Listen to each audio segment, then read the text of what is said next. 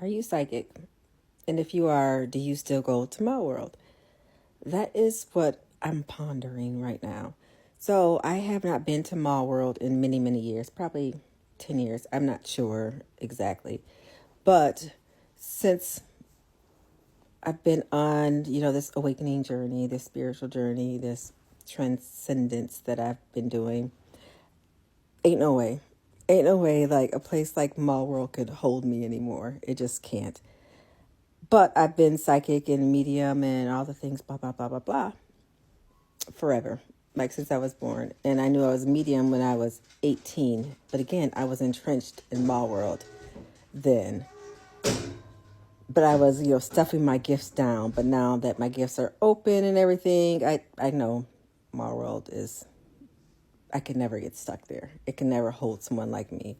So I'm wondering, I'm just trying to not find a correlation, but I'm wondering if you have any spiritual gifts. And I'm not, this isn't, like I said, even with my spiritual gifts, I was getting stuck there. But if you have any spiritual gifts and you're getting stuck there, or you're not getting stuck, well, you're still visiting there, let me know in the comments. Or if you have spiritual gifts and you used to go there, but now that you've maybe grown spiritually, you don't go there anymore. Let me know in the comments. I just want to know and talk to you all and I'm just trying to figure this out because I'll tell you why. One of the places that I remember vividly in Mallworld is an office building. In this office building, I travel up elevators. So when I go into this building, it's this big building. I can see myself walking into the building. There are a set of elevators on the right and a set of elevators on the left. It's always just full of people wanting to get on these elevators. I always choose the elevators on the right. And on the elevators to the right, there's two. So there's one where it takes a long time to get to where I need to get to, and it's more spacious. It's not really an elevator, but it's called an elevator. It's really spacious, and you have to sit in it. You have to put the harness on, and there on the wall there's consoles that tells you what floor you need to get off on, and it goes very quickly, so you can easily miss your floor. Then there's the other elevator on the right where it's smaller. Usually only one person can fit in there.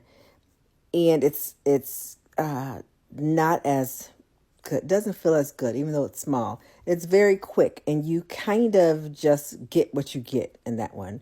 So one, you're taking your time, but you have to know where you're going. And it's more, with the harness, it's more safer. And there's more people in there. You're never talking to anyone. And it's kind of giving the feeling like an anxious feeling, like I can't miss my floor.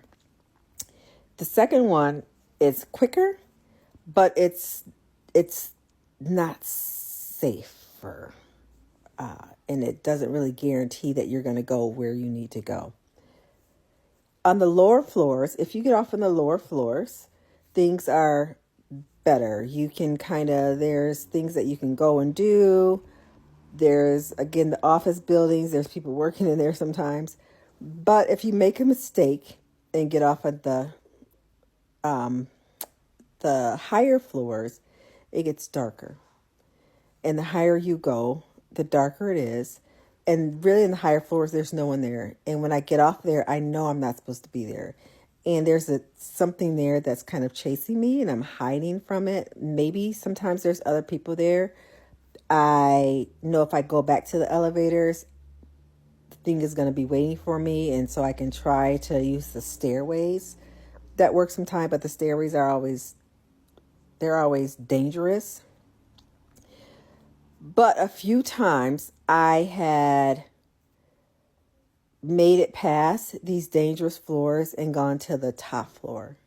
And on the top floor, there's something beautiful. There are people there in white, and they are kind of standing around in a room. Sometimes it's an elevator room, but they're staying around, and it actually feels really, really good. I haven't heard anybody talk about that yet. But from what I feel about that is that the lower floors are, I think like 1 through 5 are just people are getting there and they're kind of working. Sometimes there's a office party going on. And it's kind of like you need to stay here.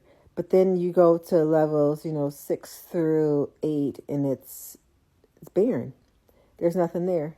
And it's very scary. And so you feel like you don't belong there and you're being chased.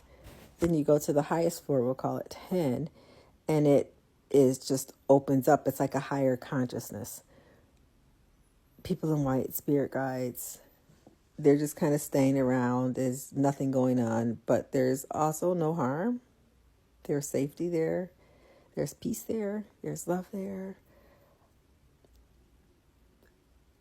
So just wondering how many of us who are spiritually gifted or spiritually talented, I should say, are still experiencing Mallworld, or who have experienced Mallworld and who no longer experience Mallworld because a place like that couldn't hold us. So just if you would leave a comment, I would appreciate it. Thanks.